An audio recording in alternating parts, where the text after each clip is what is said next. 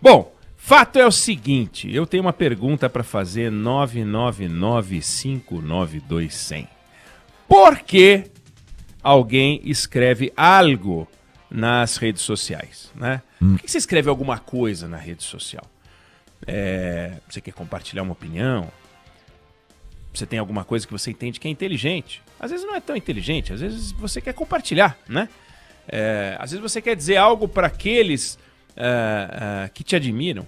Às vezes você quer compartilhar ou dizer algo para as pessoas de quem você não gosta, né? Vou dar um recado, né? Ou então, sei lá, eu tô feliz, vou tirar férias, eu quero mandar aquela fotinho com aquele coco verde, né? E o pezinho cruzado e a rede, não importa. Às vezes você tá irritado com alguma coisa, eu não aguento mais e tal. Bom, motivo varia. Mas quando você faz isso, às vezes acontece de você apagar. E aí a pergunta é, se você escreve algo, por que você apaga? Você não queria compartilhar uma opinião? O que aconteceu com a tua opinião? Você ficou com vergonha dela, a opinião? Eu dei minha opinião, daí fiquei com vergonha. Achei que ia abafar, aí deu uma confusão, desisti, pegou mal. Então eu apago. Mas e o recado que você queria mandar? Não era um recado bacana? Aí desistiu do recado? Todo mundo tem um amigo assim, que é aquele amigo que é meio... ele é mais rápido com os dedos do que com a cabeça e acha legal dar opinião sobre as coisas, aí ele se atrapalha. Tem os que se atrapalham o tempo todo, né?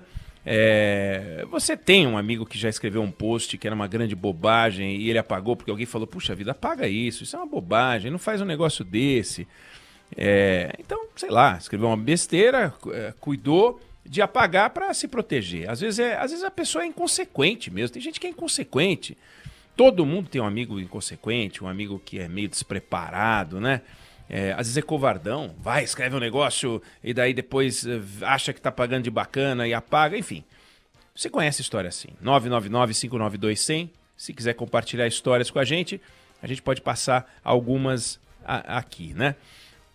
E aí você reflete um pouco mais, escreveu uma estupidez, motivo é variado, né? Eu citei alguns, mas fica difícil você saber exatamente qual é o motivo que uma pessoa específica tem para apagar o que escreveu, pelo simples fato de que é especulação, você não consegue entrar na cabeça das pessoas para saber o que elas pensam, né? Se é que elas pensam quando elas estão escrevendo. Então, não dá muito para a gente saber o que motivou o deputado Eduardo Bolsonaro a escrever o que ele escreveu nas redes sociais e arrumar uma confusão só com a China, né? Com a China.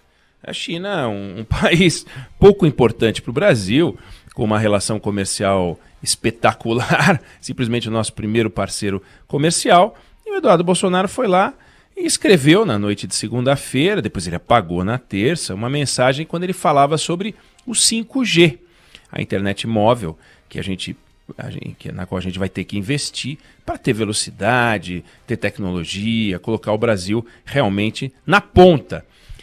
E na mensagem ele disse que o governo brasileiro declarou apoio a uma aliança comandada pelos Estados Unidos, que é uma aliança para um 5G seguro, sem a espionagem da China.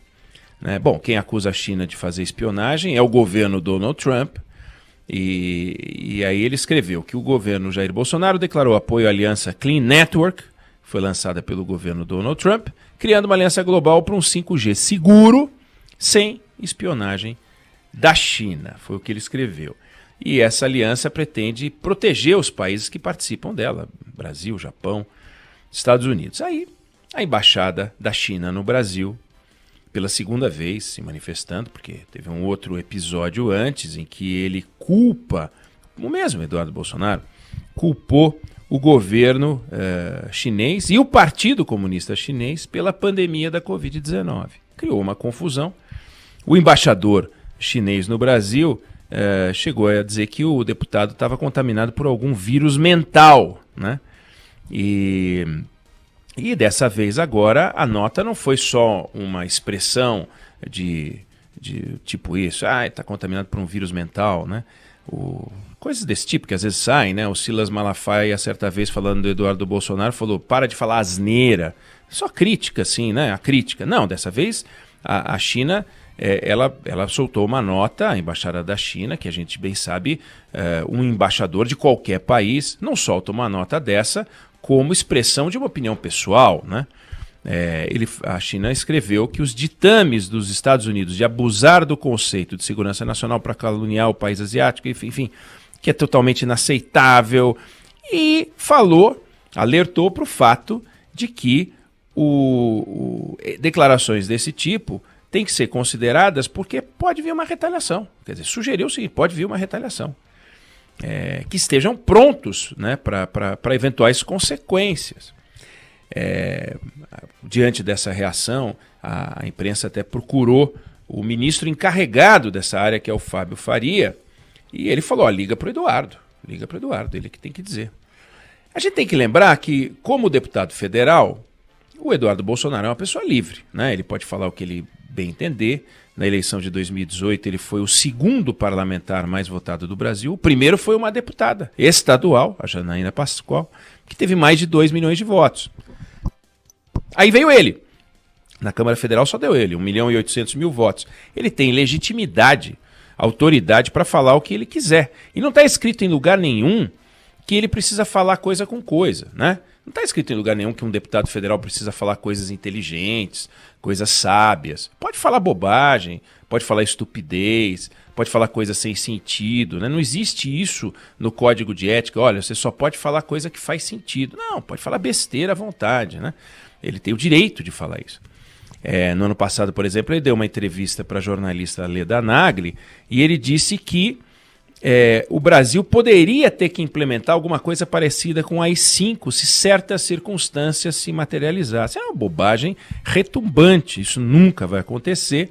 Depois ele veio a público para explicar que o que ele disse não queria dizer aquilo que ficou claro que ele disse e tal. Tentou desfazer a confusão, acabou recebendo um puxão de orelha do pai. Em fevereiro desse ano, por exemplo, ele perguntou nas redes sociais se alguém choraria se caísse uma bomba de hidrogênio no Congresso Nacional, né? Então ele já fez vários comentários liberticidas, né, sobre o Brasil, né, para os brasileiros.